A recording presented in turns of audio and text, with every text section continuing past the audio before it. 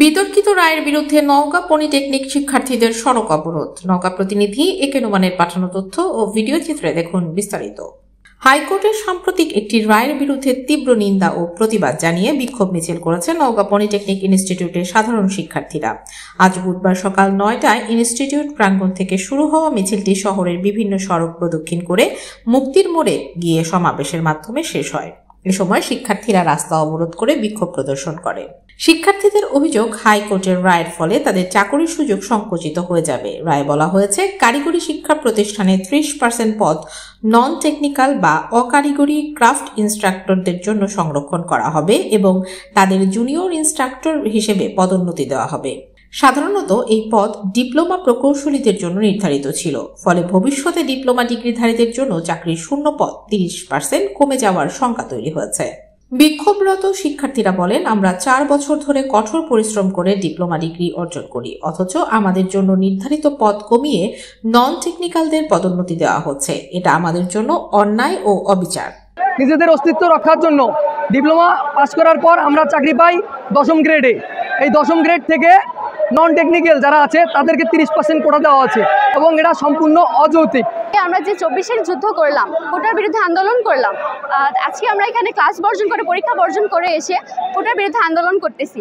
তাহলে কিছুদিন আগে যে আমরা কোটার বিরুদ্ধে আন্দোলন করে দেশটাকে স্বাধীন করলাম, তাহলে আমরা কি স্বাধীনতা পেলাম? আজকে আমাদের 30% কোটা দেওয়া হয়েছে, আমরা কোটার আবার শিকার হচ্ছি, বৈষম্যর শিকার হচ্ছি। তাহলে আমরা স্বাধীনতা করে কি লাভ পেলাম? আমাদের স্বাধীনতা কোথায় তাহলে? আজকে আমি দাঁড়িয়েছি আমাদের ন্যায্য অধিকার পাওয়ার জন্য। আমরা ডিপ্লোমা ইঞ্জিনিয়াররা 4 বছর ডিপ্লোমা শেষ করে 10ম গ্রেডের চাকরি পাবো, সেখানে ক্রাফট ইনস্ট্রাক্টররা এসএসসি পাস করে তারা 10ম গ্রেডের চাকরি পাবে। তাহলে আমরা যে 4 বছর ডিপ্লোমা কমপ্লিট করলাম, তাহলে আমাদের লাভটা কি? আমরাও তো এসএসসি পাস করে 10ম গ্রেডের চাকরি করতে পারতাম। আমরা চাচ্ছি ক্রাফট ইনস্ট্রাক্টরের পদত্যাগ।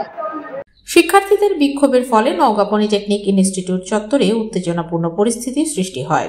তারা ঘোষণা দেন, অবিলম্বে এই রায় বাতিল করা না হলে কঠোর আন্দোলনে যাবেন। শিক্ষার্থীরা ইতোমধ্যে মিড টার্ম পরীক্ষা ও নিয়মিত ক্লাস বর্জন করেছেন। তারা হুঁশিয়ারি দেন, দ্রুত সিদ্ধান্ত পরিবর্তন না হলে অনির্দিষ্টকালের জন্য সকল ক্লাস ও পরীক্ষা বন্ধ করে দেওয়া হবে।